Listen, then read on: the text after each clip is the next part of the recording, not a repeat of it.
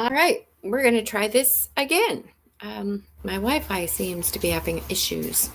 I tried this already, but it didn't work. So let's hope it does this time. All right, so Thor got out the door. I had to go chase him. That was what that distraction was, that interruption. So I'm just going to get back to this from the last place I can remember, and that was the whole narcissistic BS. This whole thing is about trauma bonding and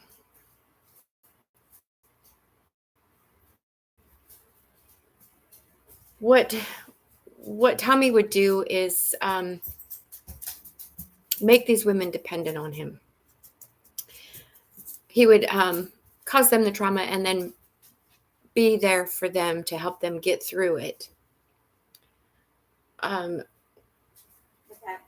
Tommy tries to make these women think that he's got their back, so that, he could pounce when that opportunity arose, because he is nothing more than an opportunist.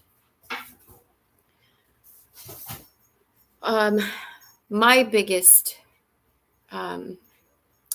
trauma was abandonment. I had serious abandonment issues. I always have had abandonment issues. No matter how hard I tried to fight them, no matter how hard I tried to hide them, that was always my biggest thing, was being abandoned. I've always felt abandoned my whole life. By Dave, by Sandy, by my boyfriends, by my husbands, by my children.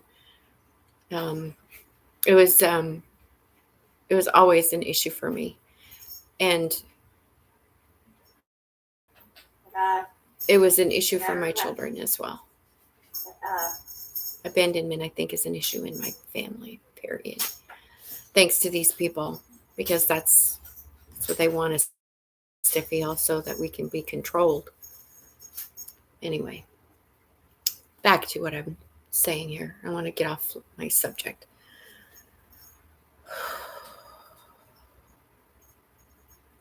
So anyways, my biggest issue was abandonment.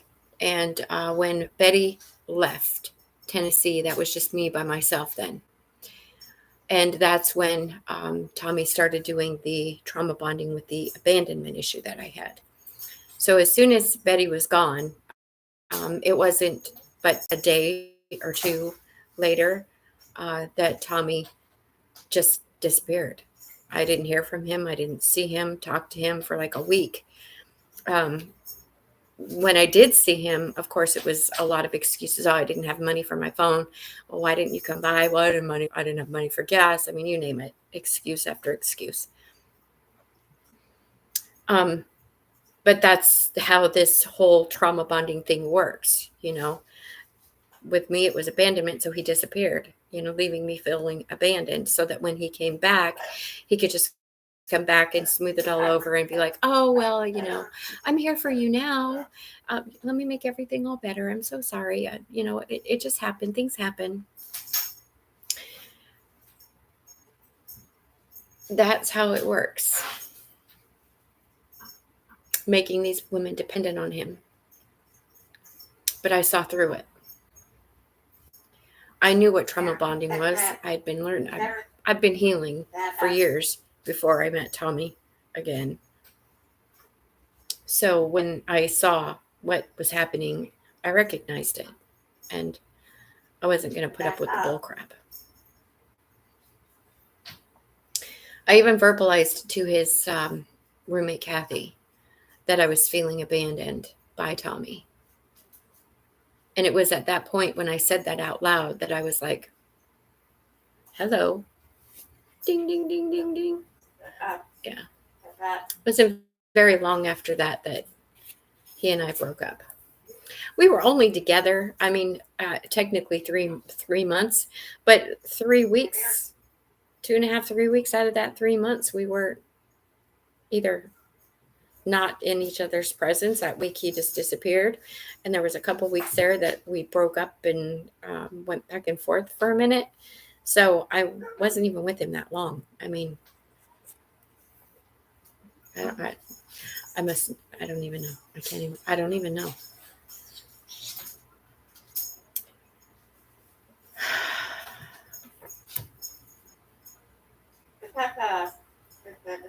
Tommy knows how to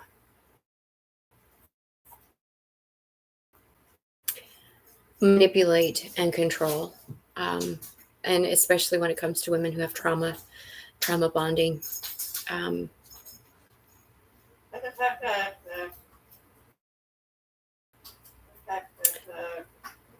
when they would get fed up, when I would get fed up, that's when he'd come writing back in and be like, nothing happened, and then make it all better.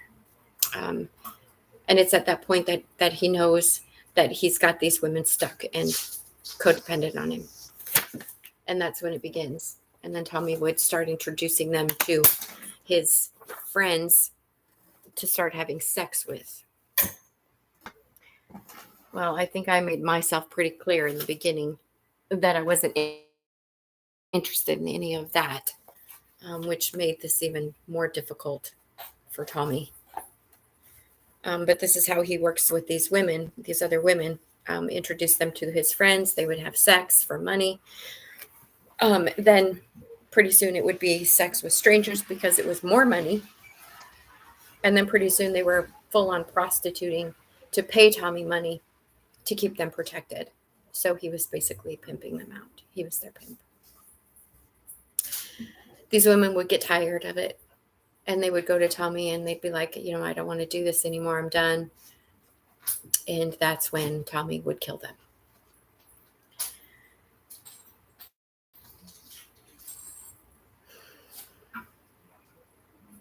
No one has ever made it out alive because at any point, these women got to this point where they said that they didn't want to do this anymore and that they wanted out. They were unalived at that point. I am the only one who got away.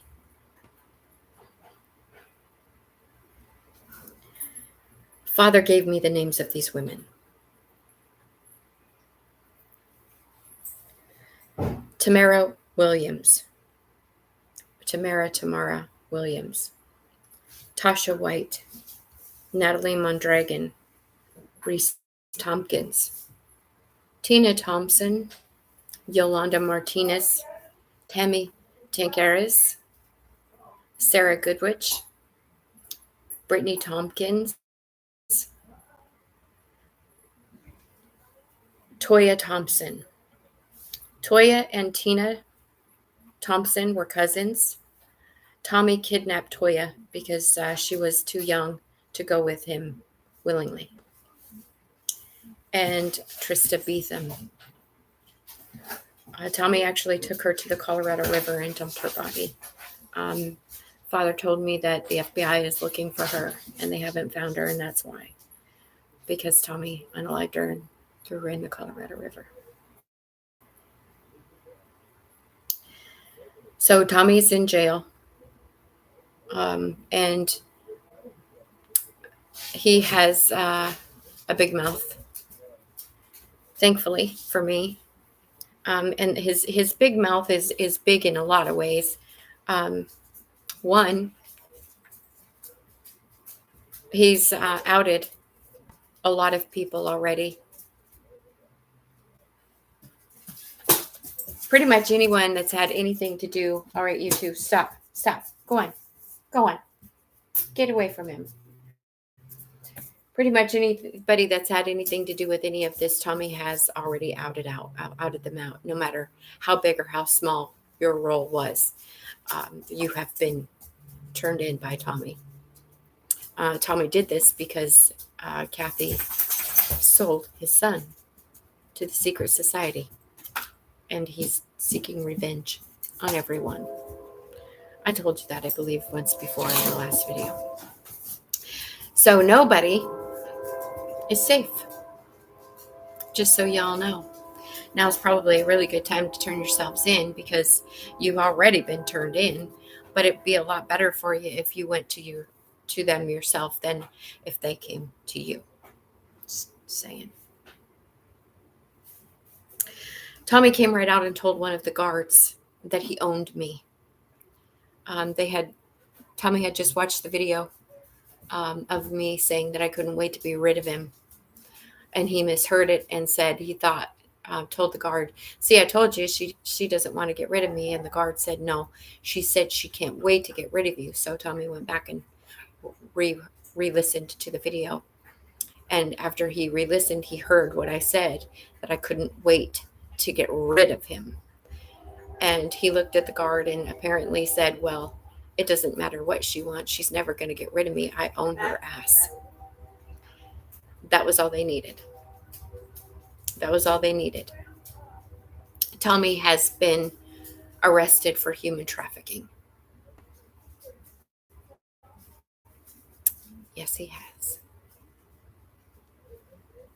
The first time he said that he was under the influence. So this time he was sober when he said it.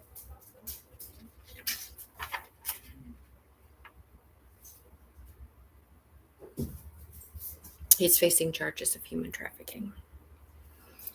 There is a boy from my childhood, my high school years, that is apparently thinking of coming back toward me. Terry B. Don't bother. I'm not interested. I'm not interested in being around or involved with any man from my past.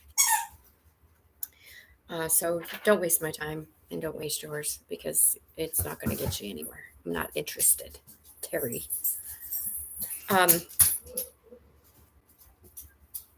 There will be no one from my past welcomed into my life now or into my future life. And after what Father told me today, that's even questionable about Tabitha at this point. Take accountability, Tabitha. I asked Heavenly Father how people see me now. I know how people saw me, with all of the rumors and everything that was being said about me and the terrible things that were said online. And I know what people thought about me. But he said, what do they think about me now? And this is what Father told me. The coven sees me as the one that got away. The secret society sees me as the one they took for granted. And the cult, being my so-called family, sees me as the one that took them down.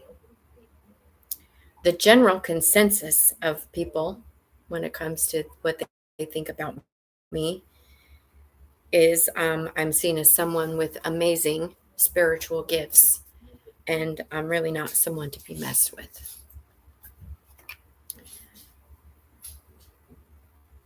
Which just common sense, I guess we all know that's not a flower that grows in everybody's garden, but if you knew someone was spiritually gifted and someone was protected by the Most High, why would you keep screwing with that person? Why would you keep coming for that person? I'm just saying. I'm just saying. Why would you do that? Doesn't make any sense to me. I wouldn't do it. Everything in my brain, everything in my brain would say to me, that's not a good idea. I don't think I'm going to do that. But these people are slow, apparently. Maybe the brain cells that they have are fighting each other up there or something. I don't know. Do you all keep seeing the orbs around me?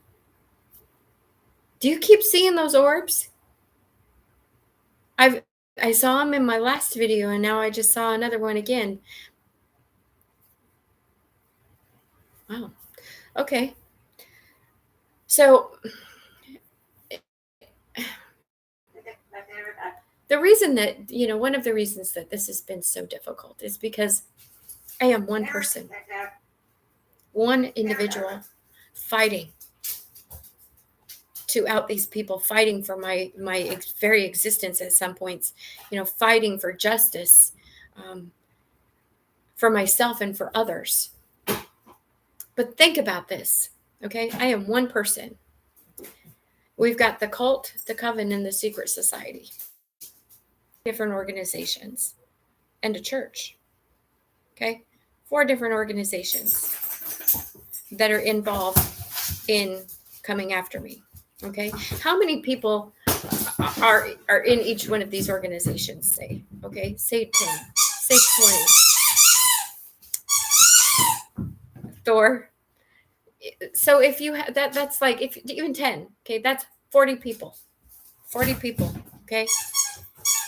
And this group of 10 knows how many people, and this group knows how many people. You see what I'm saying?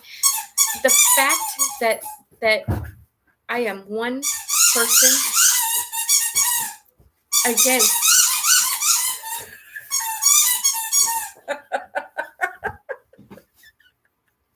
you're killing me, dude. One person against all of these people. Y'all, this is nothing short of a miracle. You are witnessing a miracle in my life, because there is no way that I alone could fight this fight and win. I couldn't do it, not on my own. Ow, that's my toe. I am a walking, talking, everyday miracle. Every day there is something that happens that is a miracle. Every day, Father shows me, protects me. There is no way I could do this by myself. There's no way. There's too many people against me. The odds are stacked against me. On the earthly plane, on the 3D plane, the odds are completely stacked against me. But on the spiritual plane, I'm untouchable. Heavenly Father has my back. My ancestors have my back. My spirit guides, the archangels, even ancestors of people who have passed away because of what these people have done are helping me. Ancestors of the people who are coming against me are helping me, because these people have cursed their bloodlines. I couldn't do this by myself. And I don't take the credit.